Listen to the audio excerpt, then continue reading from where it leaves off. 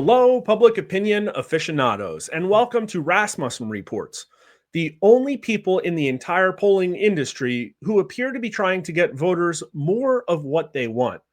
Because if others really were, they would be out there right now with some really strong words for Speaker Mike Johnson, who once again appears poised to collaborate with Democrats to kick the can of fiscal responsibility down the road in a way that voters just absolutely hate. So, we're going to talk about that today, as well as a review of some of our recent polling on the topic of government shutdowns.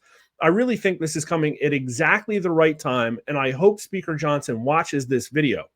But before we talk about that, there is the ever expanding saga of gold standard Iowa pollster J. Ann Seltzer and her final poll of her career. And it's starting to become a really crazy story about deliberate election interference. This out of Fox News, although it's being picked up everywhere, and there's a really healthy discussion on X about the topic. President-elect Donald Trump is suing the Des Moines Register and its top pollster J. Ann Seltzer for brazen election interference and fraud over its final 2024 presidential poll, showing Vice President Kamala Harris leading him in Iowa despite his ultimate victory in the state by more than 13 percentage points. Yes, she missed by almost 17 points. It's probably the biggest miss in modern polling history. The lawsuit was filed Monday night in Polk County, Iowa, under the Iowa Consumer Fraud Act and related provisions. It says it seeks accountability for brazen election interference committed by the Des Moines Register and Seltzer in favor of now defeated former Democrat candidate Kamala Harris through the use of a leaked and manipulated Des Moines Register Iowa poll conducted by Seltzer and published by the Des Moines Register and Gannett on November 2nd, 2024. The lawsuit is also against the parent company of the Des Moines Register, Gannett, which also owns other publications, including the USA Today. Now, I have a lot of very strong feelings about this. I went into the topic in a lot more detail in this video. It came out a few days ago. I actually reacted to Ann Seltzer's interview on PBS, where she talks about this final poll, this epic miss. And to be honest with you, I do not think she purposely engaged in election interference. I do not think she took money. I do not think she purposely cooked the poll. If you hear her responses, she actually kind of sounds incompetent. She didn't have good answers for the questions that were specifically asked about what went wrong. And I don't even think she knows. And I kind of do now think I know what happened. She had a methodology that she didn't change at all. She wasn't really being honest with herself and objective about whether that methodology was changing over time. And because of it, she was not able to deal with an anomalous result. She got the biggest outlier ever, and it actually followed an even bigger outlier just before it. And so instead of questioning her results and asking, well, is my data sample good? Did I do something wrong with targeting? Did these voters respond in a way that makes sense and matches all of the other polling data that validates my belief, my hypothesis of what's going on? No, she just took the numbers at face value and put them out there. And maybe because I do think she was planning to retire, maybe it was a little bit of confirmation bias hepped up on the fact that it was the final poll of her career. Maybe she really wanted to see a woman president.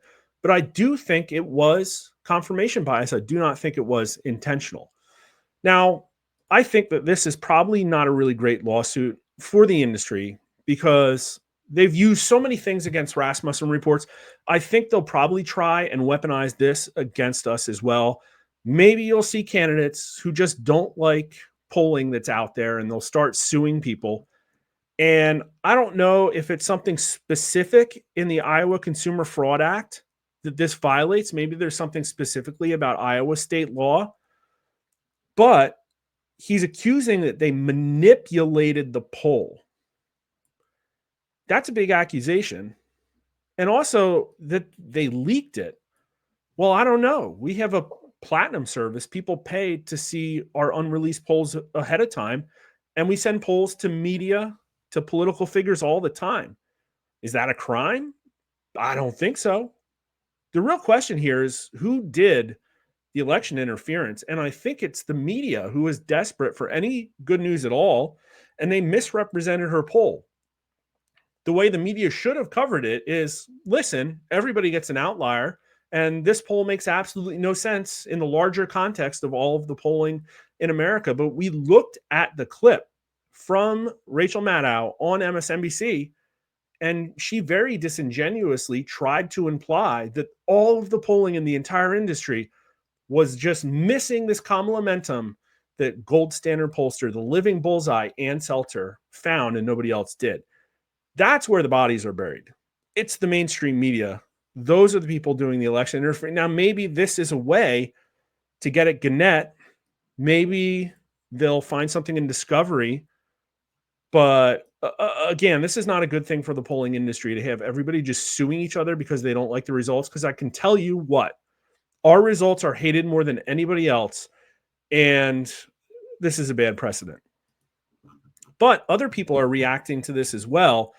And this is our friend, the idiot, Philip Bump of the Washington Post.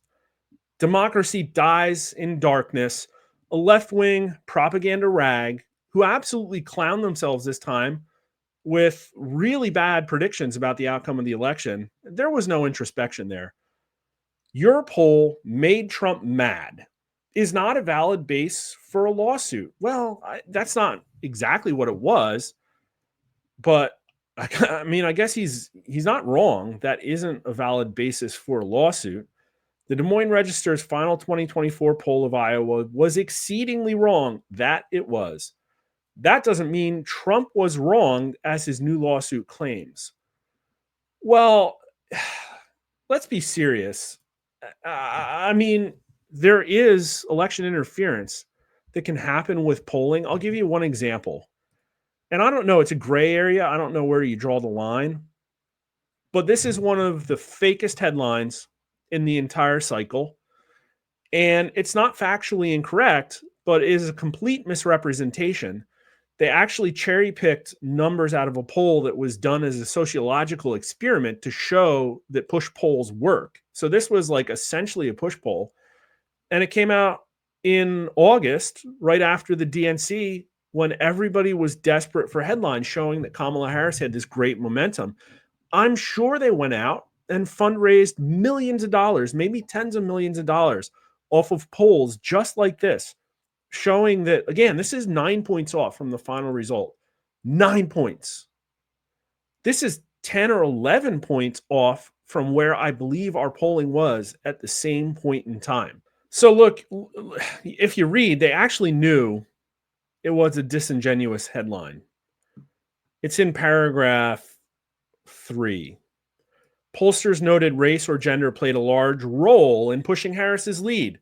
When voters are asked to think about race or gender, Harris's lead grows significantly, while support for her and Trump are virtually tied when they're not made to think about it. This poll actually had them tied, and yet the headline was Harris leading Trump by 7 points.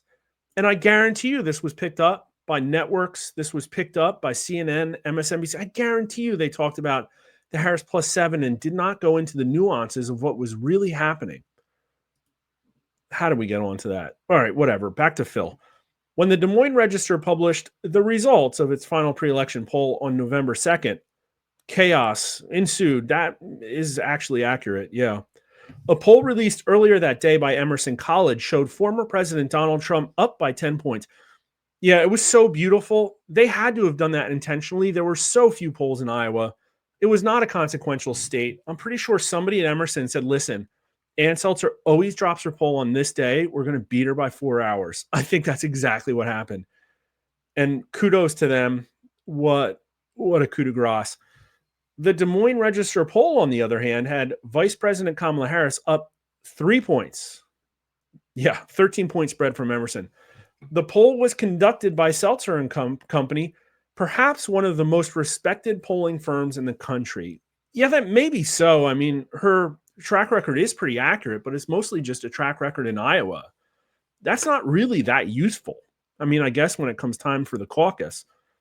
Its president, J. Ann Seltzer, explained that her results had shown a trend towards Harris in the months leading up to the election. There was one previous poll. She was drawing a line between two dots, but polling is noisy. And it's, again, you have to question your results continuously. And it's very clear from the interview that she did not do that. With the Harris advantage driven by women, the combination, she must have had Harris up like 40 points with women or something like that. The combination of the unexpected results and Seltzer's near immaculate record triggered enormous attention. There was no shortage of skepticism. Yeah, I was on Twitter being awfully skeptical of the poll, given that Trump won the state by 9 percentage points in 2016 and 8 points in 2020. But this was Ann Seltzer. Yeah, that was the conundrum. And yet a whole lot of people jettisoned reality to embrace copium at the last minute right before the election. And Seltzer was wrong. Trump won the state by 13 points, faring 16 points, closer to 17, better than the Register poll had indicated. As soon as the poll results were made public, Trump offered his standard response. Polls that reflect positively on him, you see, are the product of esteemed, well-respected polling firms. Come on, say it. Say Rasmussen. When the Register poll showed him leading in the primary field last year, he praised it as a highly anticipated poll. Polls that reflect negatively intentional efforts by the pollster and or media sponsors to deflate the energy of his supporters. Both of these can be true. Both of these can be true. Such was his response to the Register Seltzer poll. It's called suppression, he said. Yeah, suggesting the poll was intentionally wrong to harm his electoral chances. You know, if she had put this poll out maybe in June, totally different situation. I mean, it still would have been wrong, but a totally different situation. This was 4 days before the election when Kamala Harris was locked in a winner-take-all battle with the couch, with people demoralized by all of the positive Trump polling and potentially staying home and not voting. The poll was intentionally wrong to harm his electoral chances. Now we have the word intentionally. Yeah, I mean, there were suppression polls. Intentional is a nebulous thing, hard to prove. Often he says this months before the election, alleging that a poll showing him trailing has such an effect that months later, people will be discouraged from casting a ballot. While the suggestion was similarly without basis in early November, it was at least conceivable. Yeah, it is a very conceivable thing. Yeah, it's a very conceivable thing, although I think their consternation is that suppression polls no longer work on MAGA supporters. They just don't. They don't care about polls. Take it from me. Take it from the most trusted pollster of MAGA people. They don't even trust my numbers. How can we say it was without basis? Because Trump won Iowa handily. Nationally, the vote margin shifted towards Trump by about 5 points. It was more than that. In Iowa, it shifted just as much. In fact, the state's final certified results showed that Harris won absentee voters by 4 points, but Trump won election day voters by more than 25. Wow, that doesn't mean anything.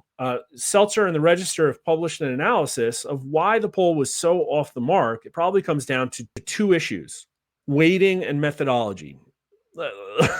like those, like what a non-answer. You see what I mean? There's no sophistication here. Weighting and methodology are like the 2 words that describe a poll. Like weighting refers to the way in which pollsters adjust the results to match the expected electorate. Yeah, you're never going to get a precise match between who answers your poll and who's likely to turn out to vote. Correct. So if you get more men answering I've made this explanation many times, so you weight it. Seltzer typically weights her results not to the expected electorate, arguing that such expectations are estimates in their own right. They are, but to the population. This is what's weird. If I ask Americans their opinions, I would weight it to something like the census, because that reflects the demographic proportions most closely that represents just Americans. If I screen for likely voters to be accurate, I can't weight to the census. I have to weight to an estimate of the electorate, because that's who I sampled. who I estimate to be the electorate. So the very fact that they don't understand this, that Philip Bump doesn't call her out for that inconsistency, and that she gave such a bad answer is a really, really, really, really big red flag right there. After the election, as she was evaluating what went wrong, she weighted the results of the final poll to the 2020 results in Iowa. And with that one change, Trump's 3-point deficit became a 6-point advantage. Yeah, you made an error. The people who turn out in Iowa do not reflect the census demographics of Iowa. You made a really big error. And 2020 got you a lot closer, but then projecting a few changes here and there, like we do, and like I talk about all the time, would have probably got you really accurate. I mean, it's wild that you have been as accurate as you have with this. I think maybe it speaks to the resiliency of polling. And maybe in the past, the Iowa electorate has just kind of matched. I mean, like it's predominantly white. Maybe everybody turns out an equal amount, and maybe there was a shift this time. She missed something. She missed a major political movement. There's not enough information here to know what. She missed a major political movement in her own state and was completely wrong. As pollster Natalie Jackson noted, Seltzer also contacts voters by randomly dialing phone numbers, a tactic that many pollsters have moved away from. That is true, but it always worked best in populations that looked like Iowa's, older, whiter, etc. So it worked longer there than everyone else. Hey, half of my polling is still randomly dialing phone numbers, and it worked for us. It worked for us. Now, I do question here how she's getting younger, more minority voters. Are they dialing cell phones? Maybe that's what it is. Maybe it's live operator. You see, there's just not enough information here. It's like a disingenuous polling neophyte reporting the answers of a polling retard. The story here is that Seltzer missed. She had reportedly already been planning to exit the polling business after the election. It was made official. Yeah, I believe her here. It's an unhappy coda for a well-respected pollster, certainly, and an accurate demonstration of the incentive pollsters have to provide accurate results. Yeah, everybody misses, but like a 17-point miss, you have to have better answers than these. Yeah, I mean, you could probably shake it off, but like this is just not believable. I know everybody's still thinking that she did it on purpose, that it was election interference. But here's the thing. Typically, I don't think she could have predicted how much of a firestorm this would have created, because she clearly doesn't really understand the greater political context from her interview. And often what happens is pollsters who window dress, and we don't, will window dress their final poll so that they can say, look, my final poll was super accurate. Judge me only on that. And you'll forget about how much they were lying in August. And so I think she kind of had this smug grin, this knowing look on her face when she put that Harris +3 out, because I really think she thought she was going to be the only one to get it right, the only one that caught what everybody else missed. And, here we are. 60% of the country had already voted, and everybody dumps polls, and the polls are usually all over the place. But here, everybody was kind of hurting and everybody was desperate for Democrat positive polls. I think she kind of got used. I think she put this number out there. And it was totally boneheaded. And then MSNBC, CNN, Washington Post just jumped on it. But Trump, apparently still smarting from having to endure a day of people wondering if he might lose Iowa, sees himself as the one who had to deal with dire consequences. Well, it was the number one trending thing on Twitter, although a lot of that was absolutely laughing at her. Seltzer would have the public believe it was merely a coincidence that one of the worst polling misses of her career came just days before the most consequential election in memory, the lawsuit claims. It later adds that the poll was no miss, but rather an attempt to influence the outcome of the 2024 presidential election. No substantive evidence of that effect is presented, the suit is replete with overheated rhetoric. Now we're entering opinion zone, including a healthy slathering of Trump appeasing claims like that 2024 was the most consequential election in memory. I bet you if we polled on that, people would agree. The arguments about Seltzer intentionally aiding Democrats are entirely circumstantial, if not contrived, and come from Republican officials and one writer at a right-wing think tank. Needless to say, none is compelling. Well, I guess we're going to find out because he's bringing the suit. What the lawsuit actually documents is a pattern of election results falling outside the Seltzer's poll's margin of error, a likely reflection, if anything, of the erosion of the effectiveness of her approach. Well, again, as I talked about in the other video, I guess that's true. But I'm pretty sure that if you gave me her data streams, that I would be effective with them. But Trump's legal team presents this as willful. As Seltzer knows, the lawsuit states this type of manipulation creates a narrative of inevitability. Yeah, we already talked about this.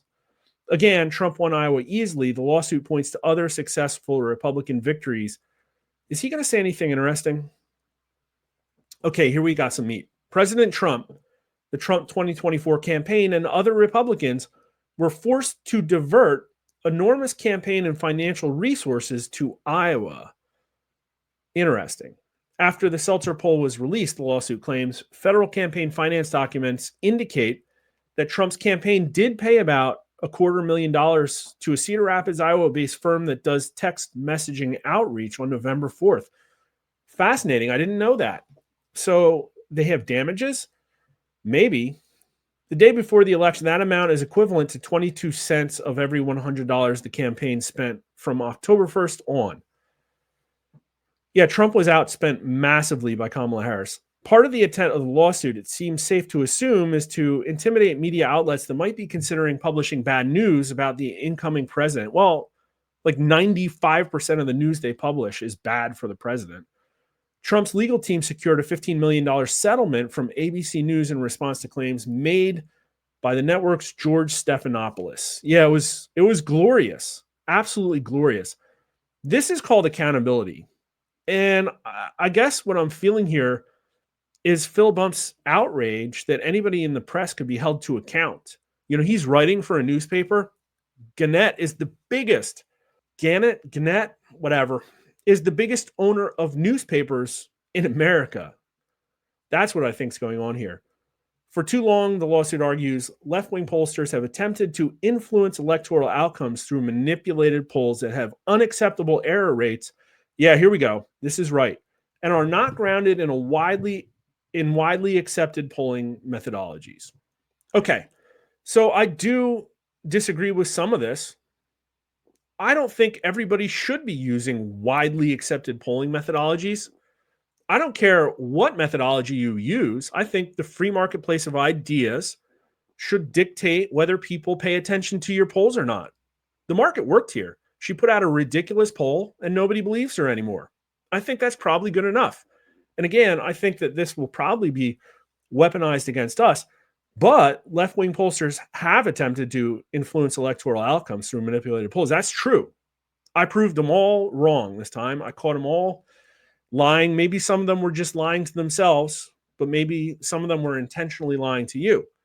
But again, the interference here is with the major corporate media outlets, many of whom pay for these polls, many of whom selectively cherry pick polls that are better for the establishment candidate.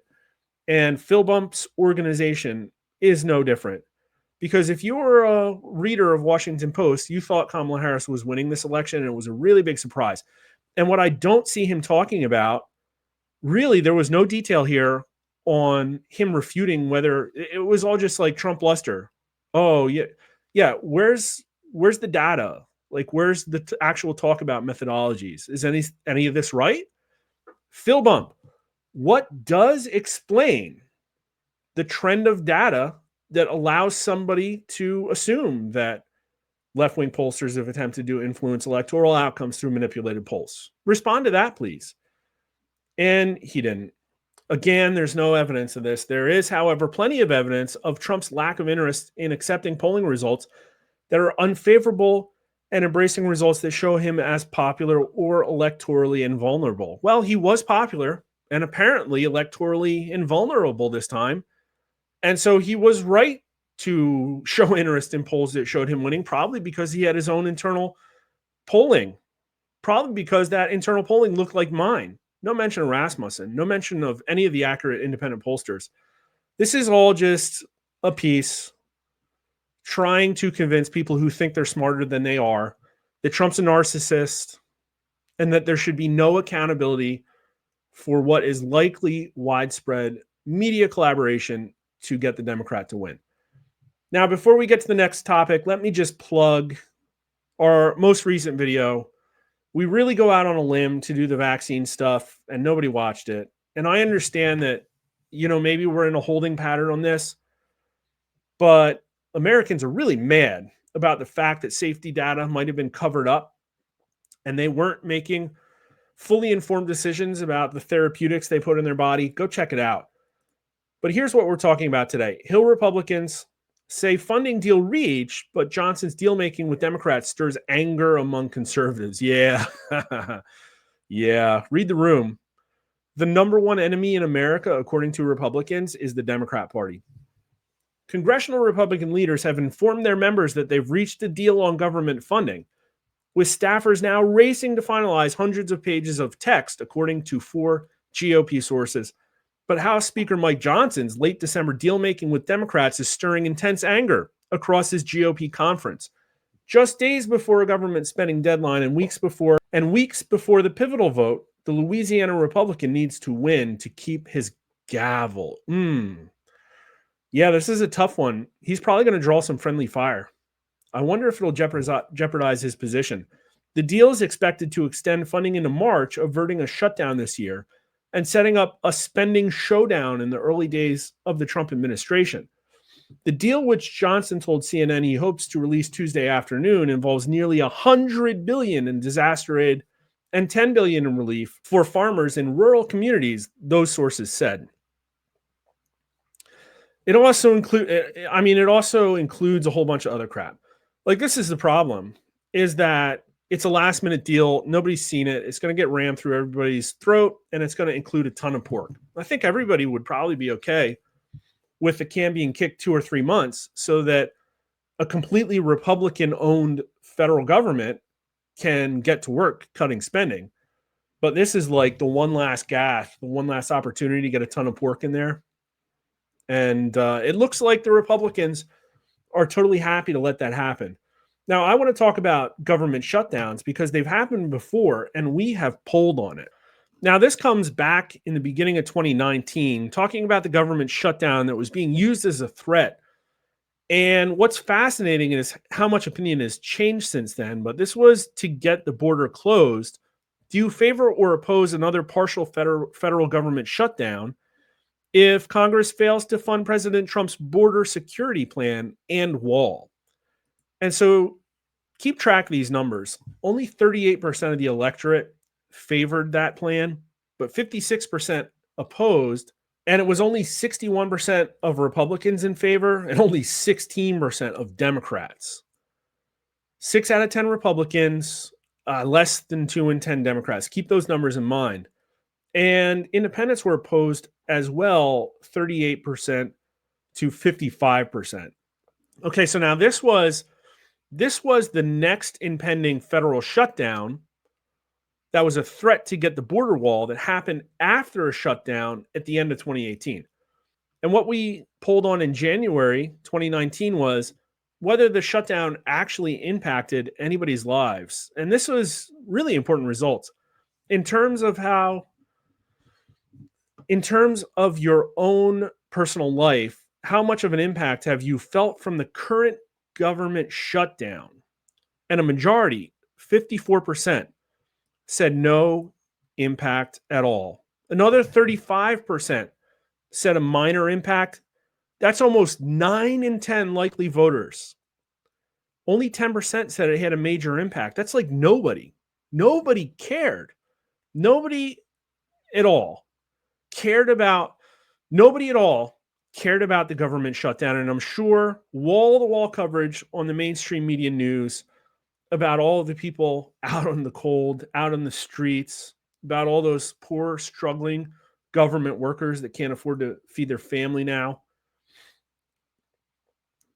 And the party numbers were absolutely astounding. 73, 80, 93% of Republicans said no impact at all or a minor impact, as well as 85% of Democrats and 92% of independents. Massive, massive numbers. And here's what's crazy. Like you go out and it was literally everybody, but who said it impacted them the most? Those who strongly disapproved of Trump, only 33% said it had no impact at all, but a combined total of 85% said it had a minor impact or no impact at all. I just wanted to throw that out there. That's pretty funny. So as fate would have it, just this September, we were in a similar situation where the Republican-controlled Congress had an opportunity to shut down the government in order to achieve some type of action on our illegal immigration problem. And in this certain situation, it was to get a law requiring proof of citizenship to register to vote in national elections. And as you can see here, that has really broad bipartisan support. 68% of voters say they want that law. Less than 1 in 4 say no, 23%. 56% of Democrats want it. 81% of Republicans want it. And 69% of independents. Everybody wants it. Why can't they get it? Why can't they just get that law? Nancy Pelosi, Hakeem Jeffries, Chuck Schumer, why can't the Democrats and Republicans come together to give voters what they want? Because look at this, 72% of voters say it's important to prevent illegal immigrants from voting in U.S. elections. Only 10% say not at all important. But here's the kicker. Would you support or oppose shutting down the government to try to pass a law requiring proof of citizenship to register to vote in national elections? Now, the last question was about favoring or opposing shutting down the government so that Trump could get the border wall, basically. And that was only a 38% favor. But here we have 62% of voters supporting it, 48% strongly. What a difference a border invasion makes. What a difference a bad Biden administration, 4 years of pain and suffering. What a difference it makes. Went from a strong majority opposing shutting down the government to a plurality to a strong majority supporting it. Only 23% strongly opposed. That's basically nobody. Man, Joe Biden really messed up people's opinions about the federal government because now, like, pretty much everybody supports. Look at the party numbers. Republicans, the number's 82%, at least somewhat support. Independents, 61%. Independents it was in the 30s. And look at Democrats now. Wasn't their number 16%? I think it was 16%. Now they're split 47% to 47%. That's right. Almost a majority of Democrats want the government shut down just to get this one law passed about illegal aliens voting in the election.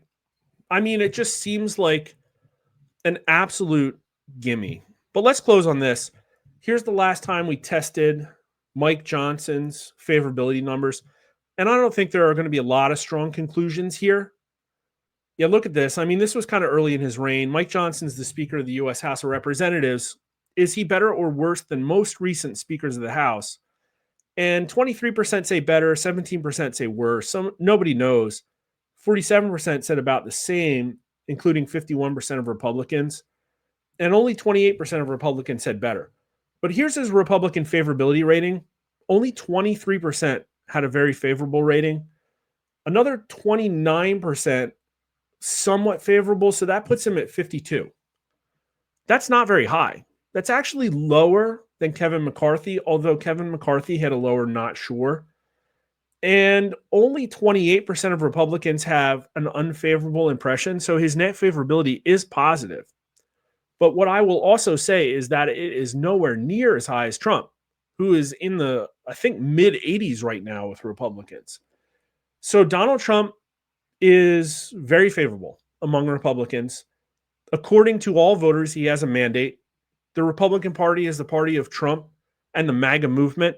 And not only that, now voters tell us that when a shutdown happens, it has very little impact on their lives. And they've done a complete 180 from where they were just 5 years ago about whether or not they support a shutdown to get the electoral accomplishments that they're absolutely desperate for. Because this election, as we've talked about many, many times, is a referendum on broken government.